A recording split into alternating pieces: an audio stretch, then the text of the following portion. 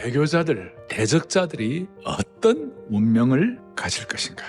육체의 살이 썩고 그들의 눈동자가 눈구멍 속에서 썩으며 그들의 혀가 입속에 썩을 것이요. 어떻게 보면 이게 살아있지만 죽은 것 같은 살아있는 죽음. 심지어 15절에 보니까 말과 노새와 낙타와 나귀와 그 진에 있는 모든 가축에게도 재앙이 미친다는 것이. 13절에 보니까 그날에 여호와께서 그들을 크게 요란하게 하셨다. 그래서 큰 혼란이 일어나가지고 피차 손으로 붙잡으며 피차 손을 들어 서로 치는 것이다. 악한 자끼리 서로 싸우고 망한다는 것이에요. 이런 상황 가운데 14절에 보니까 유다도 예루살렘에서 싸우리니 이때에 사방에 있는 이방 나라들의 보화 곧 금, 은과 의복이 심히 많이 모여질 것이요. 너무 대조적이에요. 끔찍한 어려움이 있지만 하나님의 백성들의 손안에 하나님이 예배하신 필요한 축복들이 들어온다는 것이에요. 필요하면 하나님이 실제적인 부도 허락해 주실 것이다. 두 번째, 16절부터 19절에 나타나는 초막절의 은혜인 것입니다. 16절과 17절에 보니까 예루살렘을 치러왔던 이방 나라들 중에 남은 자가 해마다 올라와서 그 왕 만군의 여호와께 경배하며 초막절을 지킬 것이라.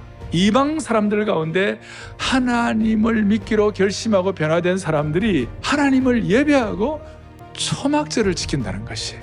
우리는 어떻게 보면 이방에서 태어났지만 그러나 하나님의 친백성 영적인 이스라엘이 되게 하여 주셔서 우리로 하여금 하나님을 예배하고 하나님을 경배하도록 만들으신 주님께 영광을 올려드리는 것이에요. 그리고 특별히 초막절을 지킨다고 말씀하셨어요. 조금 더 구체적으로 들어가면 이렇게 나와 있습니다.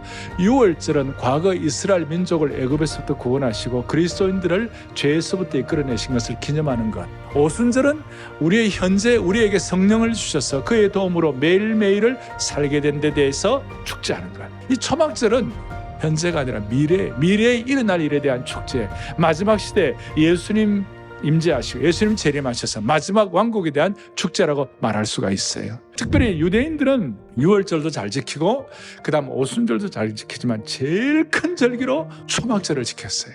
이 초막절의 은혜를 제대로 확인한 것이 성벽 재건을 하고 난 다음 느헤미야 8장에 14절 18절까지 나와 있는데요. 율법에 기록된 바를 본즉 초막을 지으라 한지라. 소위 초막절을 지키라 한지라. 그래서 16절에 백성에 의해 나아가서 나뭇가지를 가져다가 혹은 지붕 위에 혹은 뜰 안에 혹은 하나님의 전뜰에 혹은 수문 광장에 혹은 에브라임 문 광장에 초막을 짓때 17절 사로잡혔다가 돌아온 회중이 다 초막을 짓고 그 안에 거하니 눈의 아들 여호수아 때로부터 그날까지 이스라엘 자손이 이같이 행한 일이 없으므로 이에 크게 기뻐하더라. 할렐루야. 그때의 초막절의 은혜가 수백 년 가운데서 가장 강력했다는 것이에요. 그래서 18절에 보니까 에스라는 첫날부터 끝날까지 날마다 하나님의 율법책을 낭독하고 무리가 이래 동안 절기를 지키고 8째 되는 규례를 따라 성회를 열었느니라 그랬어요. 그리고 이 초막절의 은혜를 통하여 눈물 섞인 감사가 있고 세상 사람들이 알지 못하는 제어할 수 없는 기쁨이 있고 거기에 말씀의 풍성함이 있고 무엇보다도 감격스러운 잔치가 담겨 있는 것이었어요. 17절에 뭐라고 나와 있냐면 땅에 있는 족속들 중에 그 왕 만군의 여호와께 경배하러 예루살렘에 올라오지 아니하는 자들에게는 뭘 내리지 아니하더라? 비를 내리지 아니하더라. 애굽 족속이 올라오지 아니할 때는 비 내림이 있지 아니하리니 여호와께서 초막절을 지키러 올라오지 아니하는 이방 나라 사람들을 치시는 재앙을 그들에게 내리실 것이라. 그리고 애굽 사람이나 이방 나라 사람들이나 초막절을 지키러 올라오지 않은 자가 받을 벌이 그러하니라 그랬어요. 애굽 족속의 특징은 뭐냐면요, 하늘에서 내리는 비를 의존하지 아니하고 교만해져 가지고 나일강만 의지한 것이에요. 하나님이 은혜의 비를 내리지 않으면 애굽처럼 징벌을 받게 되는 것이에요. 세 번째, 로마 누메럴 넘버 3, 초막절의 은혜로 성전을 회복하는 것이다. 그날에는 말방울에 이르기까지 여호와께 성결이라 기록될 것이라. 여호와의 전에 있는 모든 소치 제단 앞 주발과 다름이 없을 것이니 말방울이 여호와의 성결이 되고 천한 소치 거룩한 보혈의 주발이 되고 그게 여호와의 전의 회복이 되는 겁니다. 출애굽기 19장 6절 너희는 내게 대해 제사장 나라가 되고 거룩한 백성이 되리라. 이 말씀이 드디어 스가랴 14장 이 부분에서 이루어지는 것입니다. 거룩함의 평준함, 거룩함의 일상화, 모든 우리의 삶의 현장이 거룩한 영역 주권이 성취되게 된 것입니다. 21절 그날에는 만군의 여호와의 성전에 가나안 사람이 다시 있지 아니하리라. 자, 1장 1절은 하나님의 사람 여호와의 말씀이 스가랴에게 임하니라.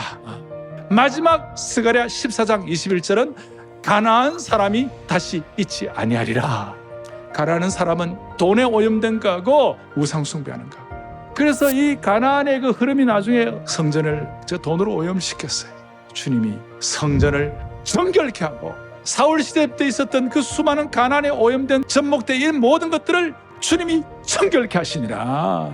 그런 의미로 우리의 마음에 마지막 남은 오염된 부분을 정결하게 하여 주옵소서. 스가랴는 포로 생활에서 돌아와가지고 보니까 현실이 너무 척박했어요. 그럴 때에 대부분의 사람들은 적당히 선지자 노릇하고 적당히 안주할 수도 있었지만 스가랴는 그러지 않았어요. 어떻게 하면 좀 해결할 수 없을까? 그야말로 액을 벗고라고 아등바등하고 박박 끼었어요. 박박 끼었어요. 그럴 때 주님은 스룹바벨 성전 지어주시고 하나님께서 스가랴를 다시 한번 완성시켜 주셨어요. 오늘 우리의 마음의 성전을 스가랴처럼 이 말씀 붙잡고 결코 포기하지 말고 결코 물러서지 말고 결코 절망하지 말고 오늘 이 말씀으로 우리 모두가 다시 한번 무장할 수 있도록 성전이 청소되고 마지막 열쇠를 주님께 올려드림으로 말미암아 거룩한 제사장으로 살아갈 수 있도록 축복합니다.